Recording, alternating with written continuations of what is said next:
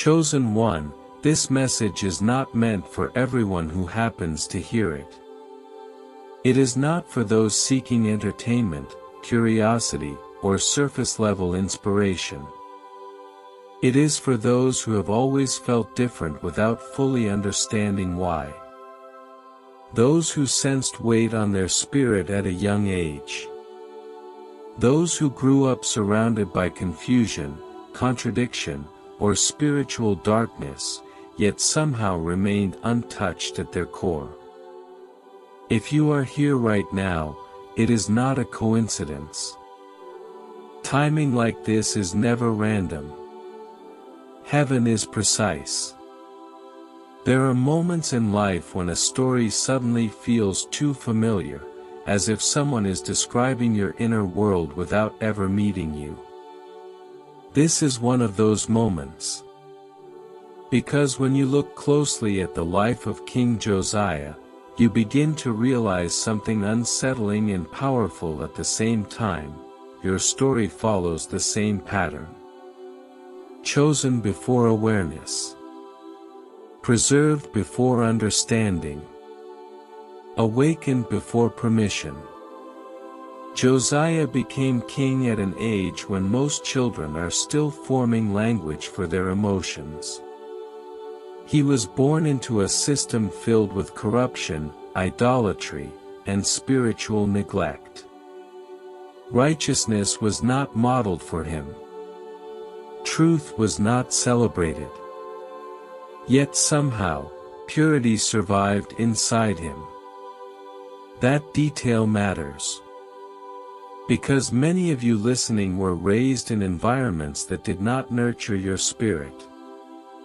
You learned early how to observe, how to remain quiet, how to feel deeply without explanation. You didn't have the words then, but you had awareness. This is how chosen ones are often prepared. Not sheltered from darkness, but preserved within it. God does not always remove his chosen from broken systems. Sometimes he places them inside those systems so that truth can later be restored. And that placement often feels confusing, isolating, even unfair. You may have wondered why your life felt heavier than others, why responsibility came early, why innocence seemed short-lived. The answer is not punishment. It has a purpose. Josiah's awakening did not begin with rebellion. It began with discovery. Truth had been hidden, neglected, buried under routine and compromise, but not destroyed. When the book of the law was found, everything changed. Conviction came before power. Grief came before authority. And obedience followed without delay. This is important, because your awakening likely followed the same path. Something was revealed to you, a realization, a truth, a calling, and from that moment on, you could no longer pretend. Life demanded alignment. This message is here to help you understand what you have been carrying without language. Why your path felt early, intense, and isolating. Why were you never able to fully blend in? Why compromise never sat right with you? By the end of this message, you will not only see yourself in King Josiah, you will understand why your life had to unfold the way it did. You were not late. You were not behind. You were chosen before you were aware. And heaven has been watching your story unfold with intention from the very beginning. Long before King Josiah ever sat on the throne, long before his name carried authority or weight, heaven had already marked him. Scripture tells us that Josiah became king at just 8 years old, but his calling did not begin there. His calling began before language, before understanding, before choice.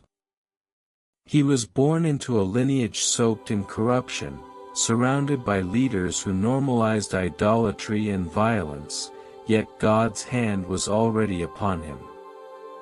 This is the first pattern you must recognize in your own life.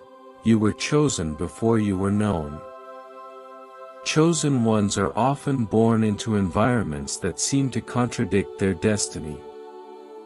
You may have grown up in a household where truth was distorted, where emotional safety was inconsistent, or where spiritual depth was absent. You were expected to adapt, to survive, to stay quiet. And yet, even as a child, you sensed that something was off. You noticed contradictions others ignored. You felt responsibility before you had words for it. This early awareness was not anxiety, it was discernment awakening before instruction. God often places His chosen in broken systems not to harm them, but to preserve something rare within them. When righteousness is surrounded by darkness, it becomes unmistakable. When truth grows without reinforcement, it becomes internal. You were not shaped by constant guidance, you were shaped by observation, reflection, and restraint. This is why you matured early. This is why you learned to read rooms, to sense danger, to carry yourself carefully. Survival became training. Josiah did not inherit righteousness, he cultivated it. Despite his grandfather Manasseh's extreme corruption and his father Amon's continued rebellion, Josiah's heart leaned toward God. This tells us something crucial: calling does not depend on inheritance. You were not chosen because of what you were given. You were chosen because of what you could carry. God entrusted you with awareness precisely because you were not being fed truth externally. This early calling often feels like isolation. As a child or young person, you may have felt out of place even among family. You may have sensed that you did not fully belong, yet you had nowhere else to go. This is one of the most misunderstood aspects of being chosen early. Others see sensitivity. God sees capacity. Others see seriousness. God sees stewardship. You were not allowed to be careless with your energy. You were not given the luxury of ignorance. While others were protected by innocence, you were protected by insight. That distinction can feel unfair until you understand its purpose. Insight builds leaders. Innocence builds followers. God was shaping you for responsibility, not escape. Being chosen before being known also means your development was largely internal. You learned who you were in silence, not affirmation. You learned to self-regulate because no one else did it for you. You learned to listen because you could not rely on instruction. This kind of formation produces depth that cannot be replicated later in life. Like Josiah, you may have stepped into responsibility before feeling ready. You may have carried expectations that were never spoken but deeply felt. This pressure did not come to crush you. It came to anchor you. God was stabilizing you early so that when awakening came, you would not be intoxicated by it. If your life felt serious before it felt joyful, understand this: seriousness was not the end goal. It was the foundation. God builds depth before delight. Strength before softness. Alignment before ease. You were not overlooked in your early years. You were being preserved. And just like Josiah, what was planted quietly in you during those hidden years would one day become the force that restores what others forgot. King Josiah did not grow up in a neutral environment. He was surrounded by darkness that had been normalized for generations. Idolatry was not hidden, it was celebrated. Corruption was not questioned, it was institutionalized. And yet, somehow, Josiah remained inwardly preserved. This is the second pattern that mirrors your life. You were exposed to darkness, but you were not claimed by it. Many chosen ones wrestle with guilt or confusion about their upbringing. You may ask yourself why you saw things so early, why you were exposed to behaviors, beliefs, or emotional chaos that others were shielded from. But exposure is not contamination. God allowed you to see what was broken so you would never confuse it with truth.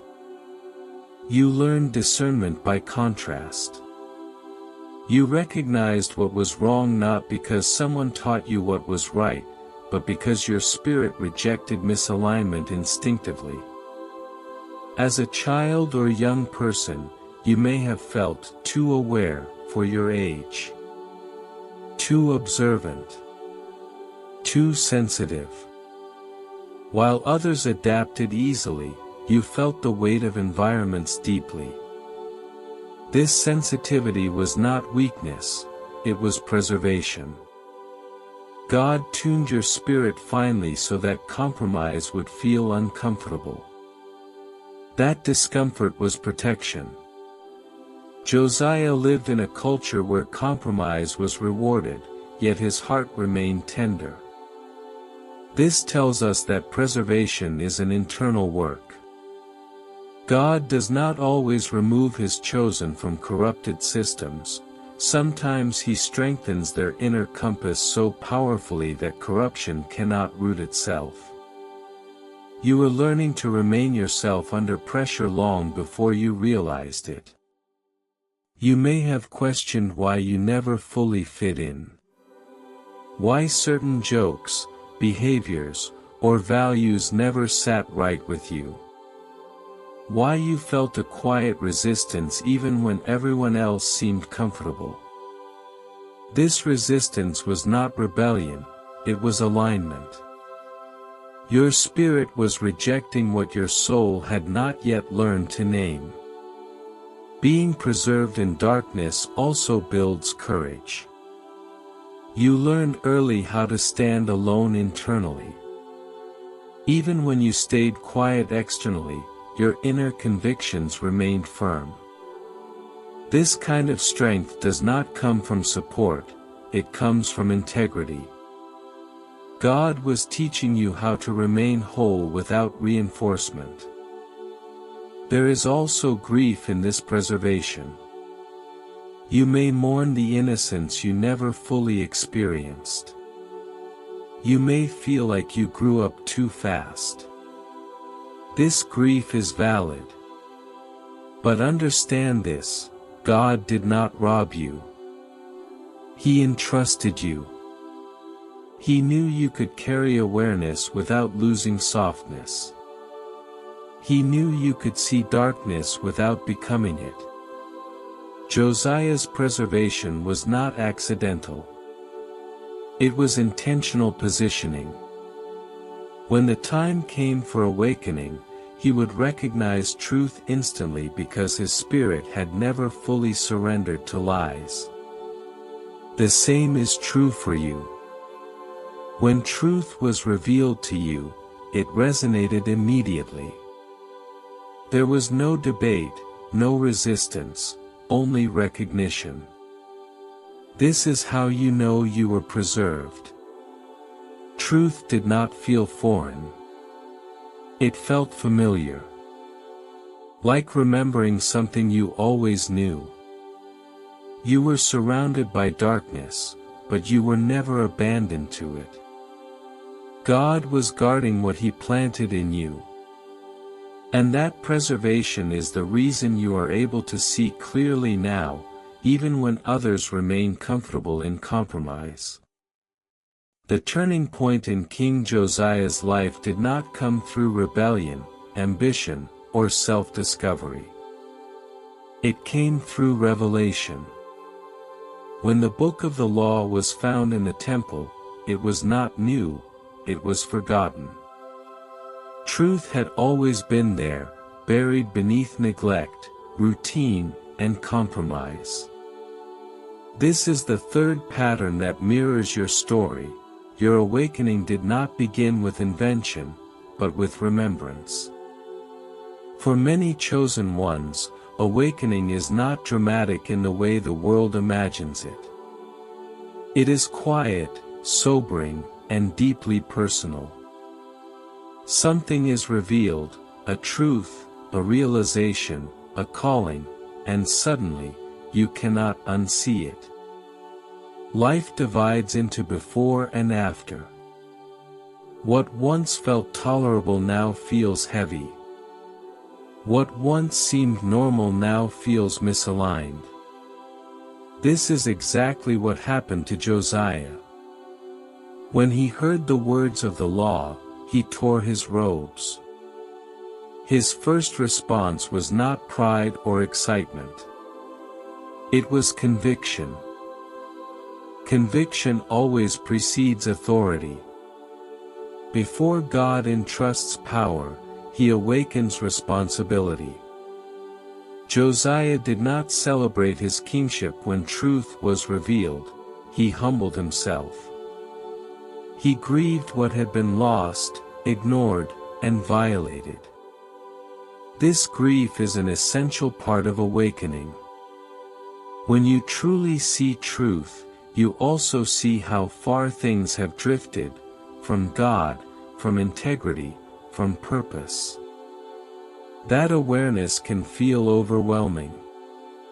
You may remember your own awakening as a season of emotional intensity. You felt burdened by clarity. You saw patterns, systems, and behaviors differently. You felt an urgency others did not understand. This was not superiority, it was responsibility activating. When truth awakens within a chosen one, it carries weight. Josiah did not awaken alone. He sought confirmation from the prophetess Huldah. This detail matters. Awakening does not isolate you from God, it draws you closer. You begin seeking alignment, not validation, but truth. You want to know what God says, not what feels comfortable. This hunger is a sign that awakening is genuine. Notice also that awakening did not immediately solve everything. Josiah still ruled over a broken nation. You, too, may have awakened into a world that did not change with you. This is one of the hardest parts of the process. You see clearly, but you cannot force others to see. This can lead to loneliness, frustration, and restraint. Awakening also removes excuses. Once truth is known, compromise becomes a choice. This is why awakening feels heavy. You realize that alignment requires action, not intention. Josiah did not delay. He responded decisively. He began reforming immediately. Your awakening likely demanded the same from you. Certain habits, relationships, or patterns could no longer continue. Not because someone told you to stop, but because you could not remain at peace while living out of alignment. This is the mark of true awakening. You did not wake up to feel special. You woke up to feel responsible. And that responsibility, though heavy at first, is what positions you to become a restorer, just like Josiah. Once King Josiah awakened to truth, nothing in his life remained the same. Awakening is never passive. It does not simply add insight, it demands transformation. This is the fourth pattern that mirrors your journey. Once you saw clearly, separation began. Not because you wanted distance, but because alignment required it. Josiah did not attempt to blend truth with compromise. He did not try to preserve comfort while honoring God. He understood something many struggle with: awakening reveals responsibility, and responsibility requires change. The moment truth becomes clear, neutrality disappears. You either align or you resist. There is no middle ground. For you, this likely marked a season of inner disruption. Old routines felt hollow. Conversations that once entertained you now felt shallow. Environments that once felt familiar began to drain you. This was not judgment, it was sensitivity increasing. Your spirit could no longer tolerate what it once endured unconsciously. Awakening often brings isolation, not because others reject you, but because your inner world has shifted. You begin living from a deeper place. You ask questions others avoid. You notice patterns others normalize. This can make you feel alone, even when surrounded by people. Josiah faced this too. He was king, yet he stood apart in conviction. This phase is emotionally demanding because you are grieving while building. You grieve lost illusions, old identities, and relationships that can no longer follow you. At the same time, you are being asked to step into greater integrity. This tension can feel exhausting. But it is necessary. You cannot carry truth while clinging to what truth exposes. Humility becomes central in this stage. Josiah did not awaken and declare himself superior. He humbled himself publicly. True awakening does not inflate ego, it deepens reverence. You may have noticed that your awakening made you quieter, not louder. More reflective, not reactive. This is alignment taking root. You also became more sensitive to God's presence and absence. When alignment was present, peace followed. When compromise entered, unrest appeared quickly. This sensitivity is not fragility, it is calibration. God was fine-tuning your inner compass so you could move precisely. This stage also reveals who is willing to grow with you and who is not. Some relationships drift away without conflict. Others resist your changes. This is painful but clarifying. Awakening does not destroy connection, it reveals alignment. Josiah's awakening positioned him to act decisively, but it first required internal reordering. The same is true for you. Before external reform comes internal alignment. Before leadership comes integrity. Before restoration comes separation. If this season felt lonely, heavy, or confusing, understand this: you were not losing your life. You were shedding what no longer belonged in it. Awakening is not about becoming someone new. It is about removing everything that was never truly you. After King Josiah awakened and aligned his heart with truth, he did not stop at personal conviction. He moved into action. This is the fifth pattern that reflects your story. Once alignment was established within, you were compelled to remove what God never planted. Awakening leads to responsibility, and responsibility demands courage. Josiah began tearing down idols, altars, and systems that had been normalized for years. These were not small or symbolic acts. They were confrontational, disruptive, and irreversible. He challenged traditions, confronted leadership structures, and dismantled beliefs people had grown comfortable with. This was not popular work. Reform never is. But Josiah understood that partial obedience preserves corruption. In your life, this phase may not have looked dramatic from the outside, but internally it required just as much bravery. You began dismantling patterns that once defined you: people-pleasing, self-betrayal, fear of rejection, dependence on validation. You recognized internal idols that quietly ruled your decisions. Approval became an altar. Comfort became a god. Safety became a cage. And once you saw them, you could no longer leave them standing.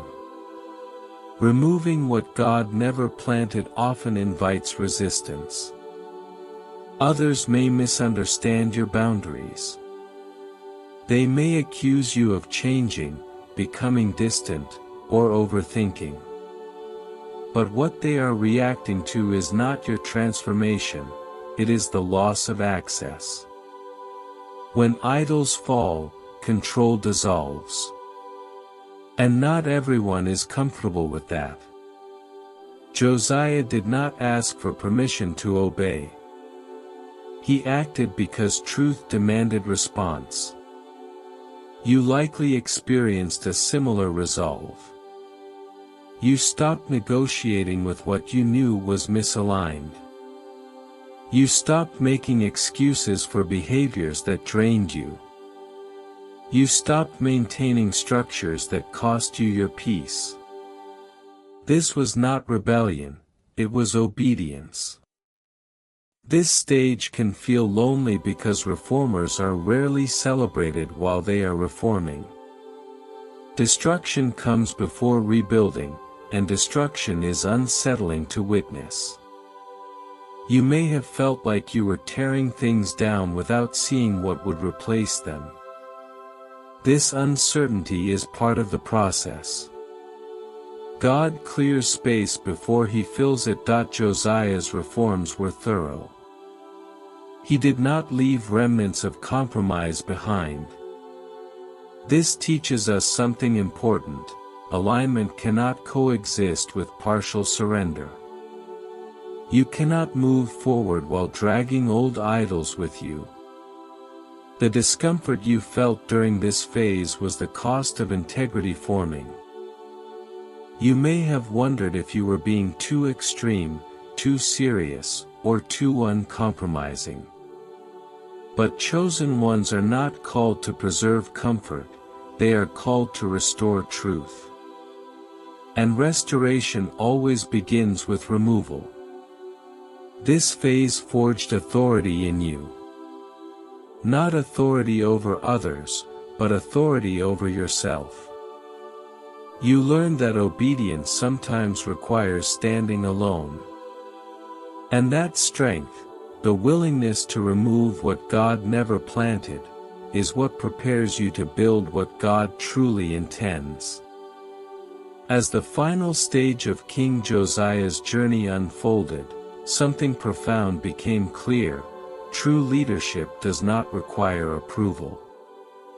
This is section 6 of your alignment with his story, the season where obedience stands alone, unsupported by applause, affirmation, or collective agreement. This is the phase that matures chosen ones fully. Josiah was young, surrounded by elders, advisors, and systems that predated him. Many were older, more experienced, and more established. Yet they were spiritually blind. Josiah, though younger, could see clearly. His authority did not come from age, title, or consensus. It came from alignment. And alignment always outweighs experience when God is involved. You entered this same phase when you realized that waiting for validation was delaying obedience. There were moments when you sensed what God was asking of you, but you hesitated, hoping someone would confirm it, encourage it, or at least understand it. Instead, silence met you. That silence was not abandonment. It was training. God was teaching you how to move without permission. Leadership without approval is emotionally demanding. You care deeply, yet you must make decisions others may not agree with. You replay conversations. You question your tone, your timing, your firmness. But conviction is not cruelty. Boundaries are not arrogance. And obedience is not pride. Josiah did not soften truth to preserve comfort, and neither could you. This is also where misunderstanding increases. People confuse firmness with coldness, clarity with judgment, separation with superiority. But chosen ones cannot lead from a place of constant explanation.